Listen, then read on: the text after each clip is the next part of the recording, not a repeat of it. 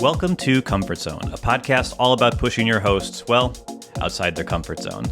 My name is not Christopher Lawley, it's Matt Birchler. Matt, how are you doing today?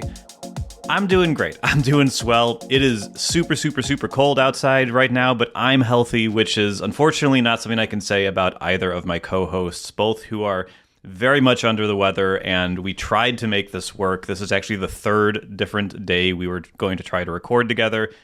It just hasn't happened. Neither of them are up for it. I suspect they'll be back in commission next week, but in the meantime, I do hope they get better very quickly. Chris, Niléane, I really hope you get better quickly, but today I have full power of the show. We're going to do a short little episode. We'll just kind of do one segment. We're not doing challenges or anything. End of show question. You're just going to hear me for a little bit. So I threatened to do an episode entirely on Superhuman, expounding the virtues of Superhuman, and this seemed to worry them a little bit, but rest assured, that is not what this episode's about. Today, I wanted to talk about a gaming handheld. So I wanted to talk about this specifically that I've been using for a couple weeks, and it is the ROG Xbox Ally X, which is a very long name for it's a product I'm very conflicted on. I really like some of this product, and the other part of it, I hate so much. It is, I would say, maybe the worst software experience I have ever had on a consumer electronic device. It's crazy. So I wanted to talk about this device because I am a big fan. Over the last couple of years, I've become a big fan of portable, just handheld gaming. The Switch back in 2017 was a revelation. Obviously, that was a huge success in the world, and it really resonated with me. A couple years later, the Steam Deck came out, and while I wasn't able to get one for about a year, I eventually did pull the trigger, and I loved it. I loved playing games on that thing.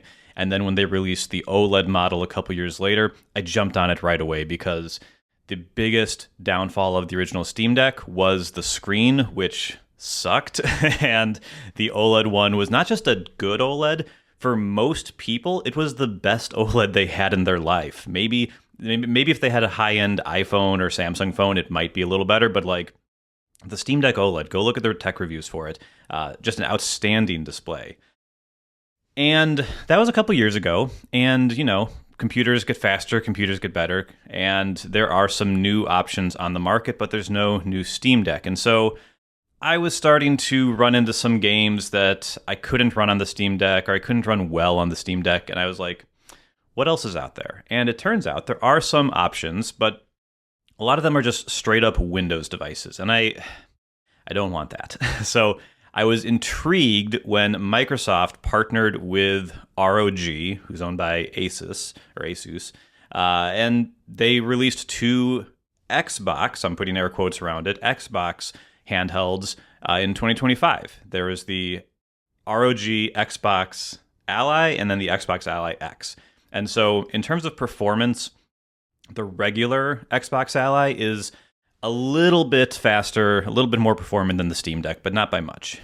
But the Ally X, that one is supposed to be a big jump. And so I was interested in the performance gains. I'm actually really happy with the Steam OS experience. I think it's very console-y. You never jump into the desktop mode. You never have to install updates anywhere else. The onboarding is very much like a console. And yeah, it's a console. It's running Linux. It's a Linux device running Windows games, and yet somehow it's a very smooth experience overall. It's pretty great. And I was wondering, because that's how Microsoft was pitching this, we're in a post-Steam Deck world where PC gaming handhelds don't have to be just Windows. There can be custom software on there. And so I was hoping that this would lead to a good experience that Microsoft was delivering through this device. I put an Xbox name on it, right? It's got to be good. It's got to be console-like. If it's got Xbox in the name, surely if you're just an Xbox gamer, this is going to work for you. It's going to be the same interface, that sort of thing, play the same games. No. So the first thing I just want to make sure is very clear about this is that this product, while it has Xbox in the name, is not an Xbox, and it does not play Xbox games. I think that's really important to say. Just in case you weren't totally clear on that, this is a Windows computer that plays Windows games. And that is most games, especially recently, the last few years. Every Xbox game has a PC version. So if you bought it on the Xbox store, odds are you have a PC license as well that you can install and play here. If you bought it on Steam, you can do that as well. But it does not play Xbox games. If you have old Xbox games, it won't play those. Maybe there's like a streaming option you can do, but it won't just like play your old Xbox games. It'll play PC games. If they happen to have Xbox versions as well, that's great, but it's a PC gaming device. And that is very clear right from the jump. When you first turn this thing on, it isn't even a bespoke onboarding. It is the Windows 11 onboarding, exactly the same as you would get on a Dell laptop or an Alienware PC. It is just the Windows setup. You have to tap it with your finger. The controller does work, so they have made some accommodations to make a controller navigate this whole system for you, but you'll inevitably find yourself just tapping around like a touchscreen. Another point to touch on desktop OSs being generally fine, but yeah, on an 8-inch screen it is a little tight, I'll give you that. And yeah, it is the Windows setup, and it is exactly Windows. When I installed mine, I basically signed into my Microsoft account, did all the like basic settings, and then once I got to the end, there was a Windows update, and it installed the Windows update, again, with all the Windows update screens you're used to seeing. So full-on Windows experience. I saw no custom experience for like 30 minutes when doing this. But once you get through the initial round of updates, the initial setup process, it does automatically boot into this kind of Xbox mode, or Xbox games mode. So it basically is a full screen experience, similar to what you would get on a Steam Deck.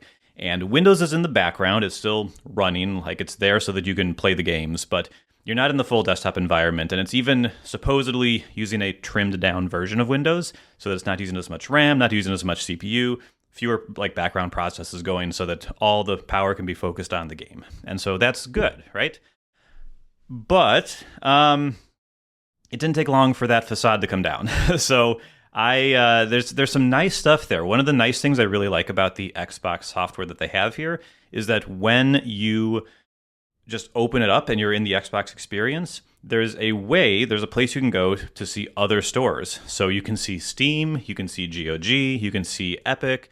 There's a couple more I'm not thinking of off the top of my head, but the big PC gaming stores are here. And what's extra cool is that it's not just like you can go download them from like the browser and desktop mode. You can install them fully from the Xbox app, which is really cool. So basically I was like, I know I want Steam. Most of my games are on Steam. Let me just go do that. I tapped on Steam and it just installed Steam and booted into the full screen experience for Steam, which was really nice. And so that worked great. I was installing my Steam games. Everything's good to go. And I eventually was like, let's start playing a game, right? It's a gaming console. Let's play a game. And for whatever reason, and maybe this isn't happening to everybody. I'm sure it's not happening to everybody. This would be crazy if it was. But I tried to launch a game and it said, hey, DirectX isn't installed. You can't play this game. And I was like, oh, that's weird. Okay, this was a Steam game. Let me just go to the Xbox app and like play one of the games I have directly from Xbox and see if that works. And it gave me the same error, which was very strange. So this was when I first had to go into Windows desktop mode. I had to open Edge, find the DirectX download page, get the exe, run it. There's no custom installer here. It's a Windows installer. Fine, whatever. It's installed, and now I'm into the game. Very good. So a bit of a disjointed experience to start it off, but you know, I'm in, right? I overcame the little hump. It wasn't that big a deal. At every point, I could figure out what to do, but it wasn't super smooth. It wasn't console-like, I'll say that. But that's all out of the way. What's the rest of the experience like? So I would say, let's start with the good. Let's start with the main reason this device was on my radar, which was the power. The performance of this thing is crazy. It is awesome. I'm really, really, really impressed with how powerful it is. I'm pulling up my benchmarks right now to kind of share those in a sec, but yeah, my goal was to hopefully have something that was notably better than the Steam Deck in performance. And I'm happy to say that's exactly what I got. So let's talk about it in general. Let me just do the benchmarks first. The benchmarks will give you an idea. So I booted up Doom the Dark Ages, which is a great game from last year. Really fun game.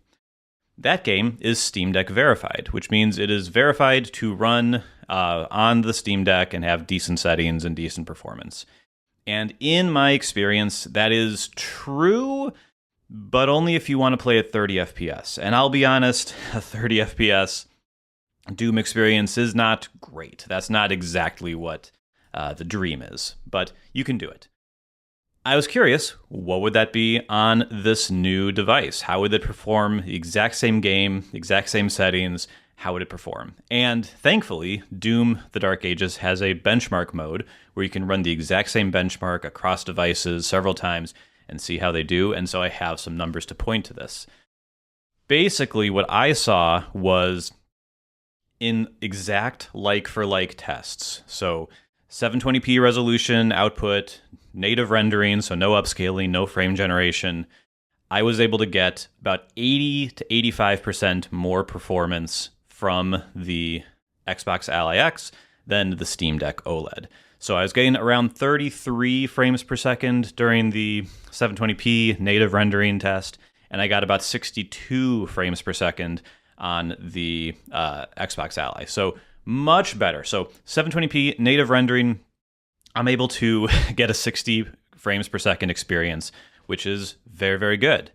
Now, I happen to be someone who likes upscaling technologies, and I'll be honest, I even like frame generation stuff. So don't tell anybody, but I do actually think these are pretty good, and they're getting even better so that they look as the same as native rendering. In some cases, DLSS even looks even better. But anyway, I will turn them on, especially on a smaller screen. Like I feel like those are fine.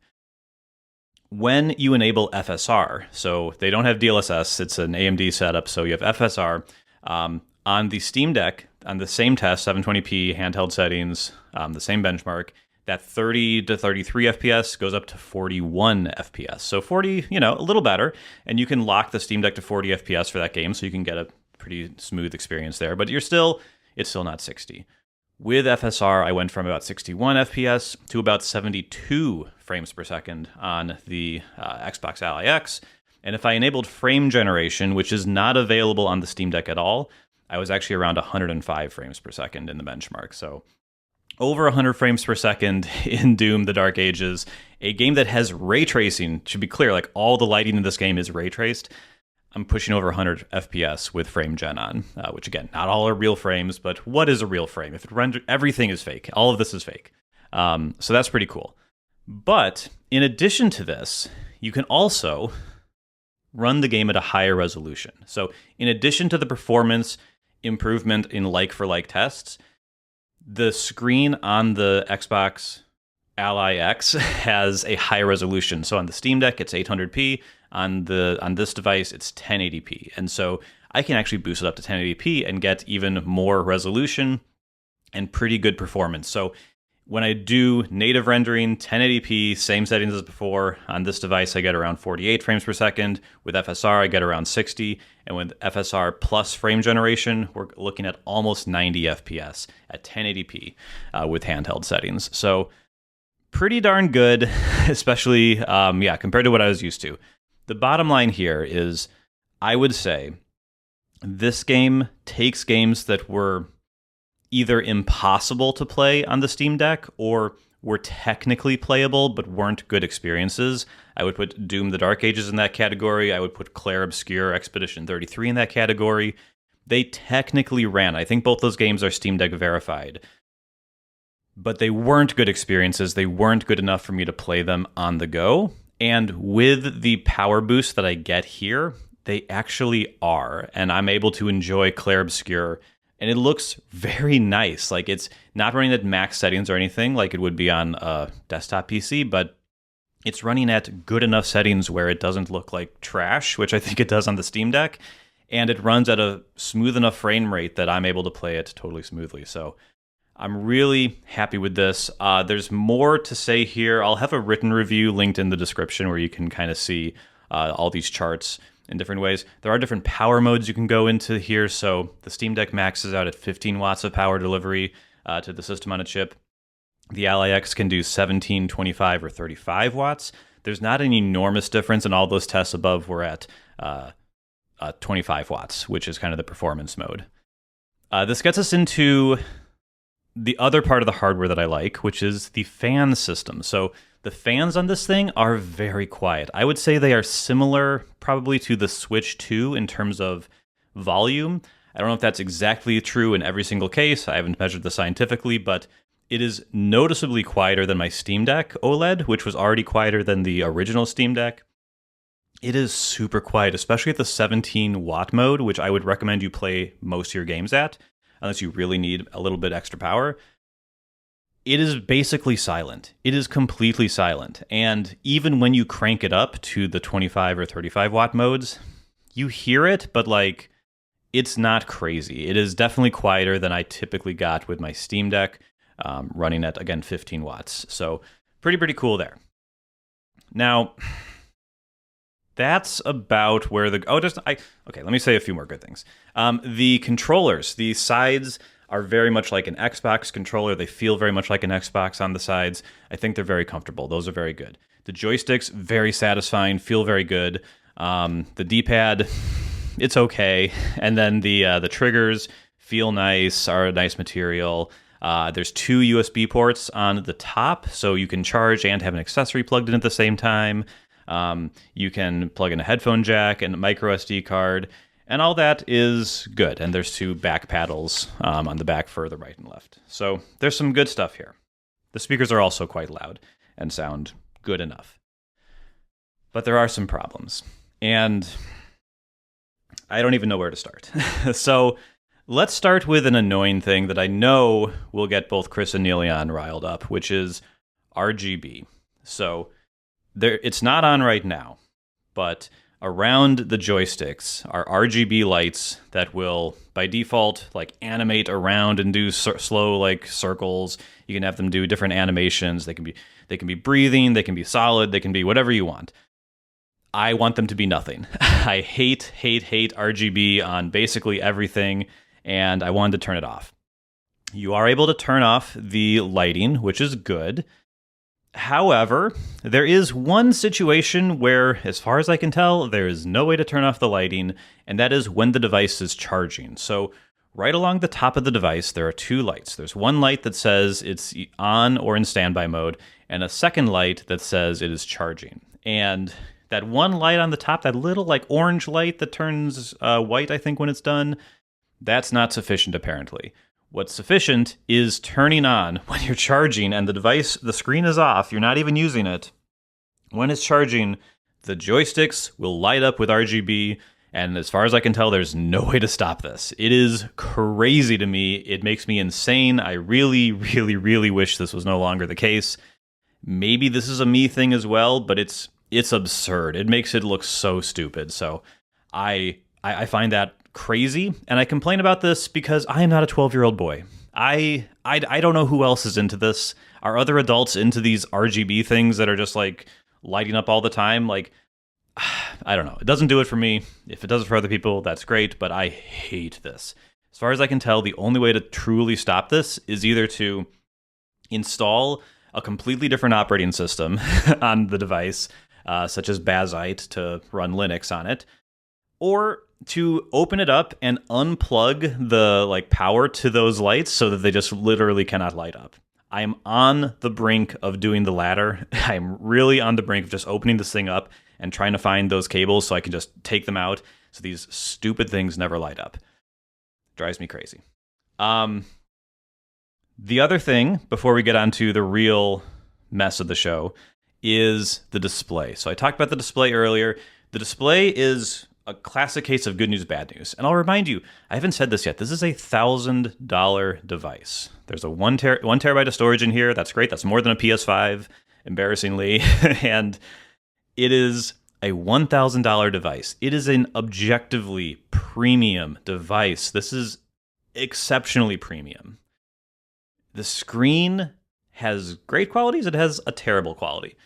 On the good side, we'll start with the good. 1080p, really sharp at this resolution. So 800p on the Steam Deck is totally fine, totally gets the job done, but 1080p does look better. We saw that with the Switch 2 when it came out. last year, and we saw it, and I see it with this one. Like 1080p looks good. It feels like you're going up a class in Retina. Like it's great. So that's good. Also, it is a higher refresh rate, variable rate display. So the Steam Deck is 90 hertz, but you can set it to other refresh rates, but it is a fixed refresh rate. By contrast, this is a 120 hertz monitor, or display, so it can go higher in terms of refresh rates, and it's also variable rate. So it will match the content. If it doesn't hit an exact frame rate, it will be able to match it and kind of adjust as it goes, which is really nice, especially if you have games at like 50 frames per second, which you often do. Clair Obscur is a good example of that.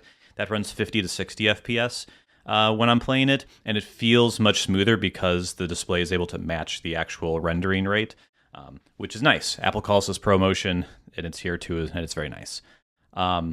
That's where the good ends, because the Steam Deck OLED, as you might expect, has an OLED. It looks great.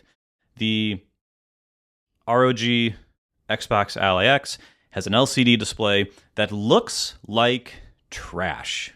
Like let me just be clear. You can see what's going on. It's technically bright enough, but barely. But it is a horrible display. If you are used to high quality displays in your devices, this is going to be a shock. This is like traveling 15 years back in time, it feels like.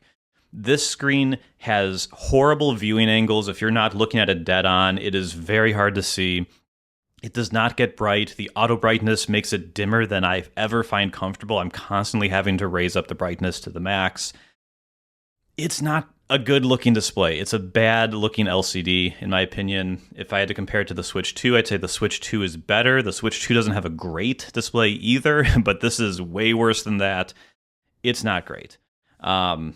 But yeah, so good news, bad news on the display. And then the last thing I'll mention is the software. And buddy, this is horrible. Not even the Windows part. The fact that it's like a mix of Windows and this kind of full screen gaming experience, that's not even the problem. I can live with that. That's fine. It's the stability of it. Does it do the things it says it's going to do? So as a simple example, sleep. With these devices, you want to be able to hit the power button at any point, have it just stop whatever you're doing, freeze it in place, and then go to sleep. And then hours later, days later, you can pick up the device, hit the power button again, and you pick up exactly where you were. Super smooth. And that sometimes works on this. It always works on the Steam Deck. It always works on the Switch. It always works on your other consoles. It sometimes works on this. I would say 2/3 of the time it works. But 1/3 of the time, it straight up does not, which is just unacceptable. And a big reason for this is that it is literally Windows. It sleeps like a Windows computer, which is to say, when it wants to. I don't know if you've had this experience, but I've had this experience with Windows computers. My wife has had an experience like this with Windows computers. They just don't sleep reliably. I routinely will have situations where on both this device and other Windows computers where I say, go to sleep. And then it turns off the display, but the fans keep going, and it seems like it's just still on, and it never turns off. I've had that happen with this device. I've had situations where it is sleeping, and then suddenly out of nowhere, I just look over across the room, and then suddenly it's on again, or it's still the screen off, but the fans are going, and it seems like it's doing something intense. This happens all the time. Even worse, and that kills the battery, by the way. So like if you don't even notice it's happening and it's not plugged in because you don't want those stupid RGBs to be going, it will kill the battery and it just dies. Very annoying.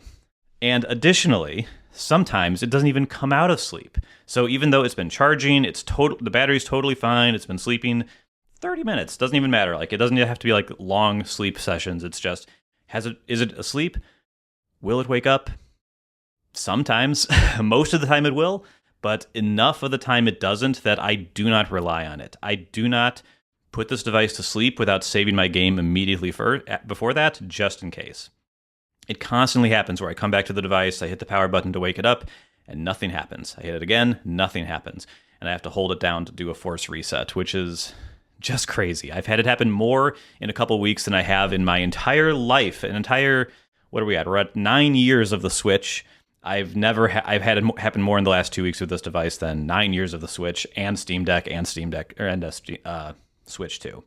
Crazy. So it doesn't do that.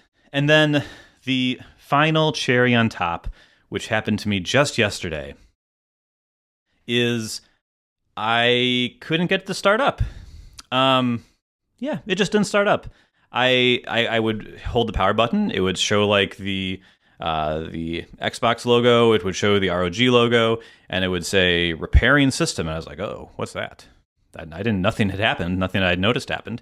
Tried to repair the system, and then it just immediately like did that like click that you get when a fan just like stops immediately, and it just turned itself off. I turned it back on. It did the same thing, and I was stuck in a loop. And so, long story short, I had to boot into the bootloader, which is fun. You hold down the power button and the volume down for what it's worth. And then I'm in the bootloader, and I'm going through this very annoying system where I have to do a remote download of a new recovery file or whatever from the web. I have to like key in this long key from Microsoft to like authenticate that I am who I am. I had to do this twice, by the way. I went through a full like reinstall of something. It didn't work the first time. I tried it again. It worked the second time. This device is crazy for software. And I don't mean this in a good way. It is horrible. It is unbelievably bad. And I honestly don't understand how it's this bad.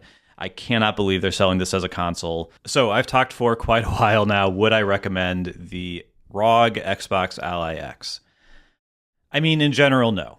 I don't think it is a good console experience. I don't think it's a good software experience. But it does deliver quite a bit of power. And if that's the most important thing for you and you're willing to deal with some pretty real headaches, maybe it's worth it.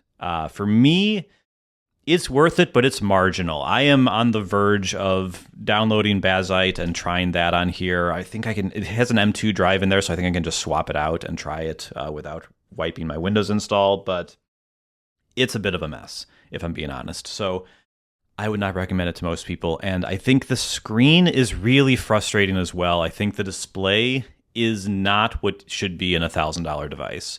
Like, I appreciate that things are more expensive now, but when you're spending this much money to get a screen that feels like it's from an iPad from a decade ago, it's pretty rough. So, yeah, it's a tough one. I'll put a link in the description so you can see the product page for it. If my blog post is out where I review it and have all the charts, actually, I will have it out because I said it would be there. So I'll have that in the description for you as well. But yeah, that'll be it for me today. I look forward to next week's episode where we look at our Minecraft houses. I did make my Minecraft house. It's pretty cool. So I can't wait to see that with Niléane and Chris. And yeah, we'll see how they're doing, how they entertained themselves while they were just sick in bed. So yeah, that's it for me today. Thank you so much for listening. Just as a reminder, we are a Mac Stories podcast, so thank you to Mac Stories for working with us on this show, and we'll see you here next time. Bye-bye.